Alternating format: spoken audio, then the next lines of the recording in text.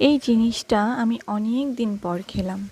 এটা হলো সজনে ফুল ভাজা, যেটা আমার খুব ভালো লাগে খেতে। সবসময় তো পাওয়া যায় না, কারণ মুম্বাইতে থাকি, সবসময় এটা পাই না আমি। তারপর ছিল বেগুন ভাজা।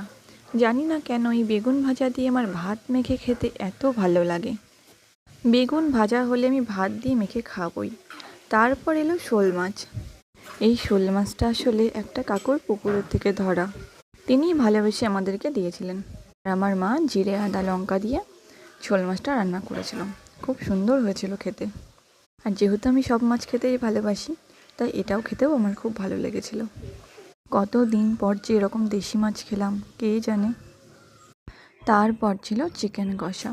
চিকেন কষাটা আমার বরাবরই খুব ভালো রান্না করে, তো প্রত্যেকবারের মতো এইবারও চিকেন কষাটা দুর্দান্ত হয়েছিল।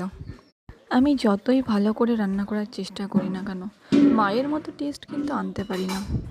চিকেনটা আমি এক পিসই নিয়েছিলাম, কারণ এরপর ছিল মাটন কষা বা মটনের ঝোল যেটাই বলে। আর মটন কষা নিয়ে আর কি বলবো, এটা তো আমার সবসময় ফেভারিট, জানি এটা প্রত্যেকেরই ফেভারিট।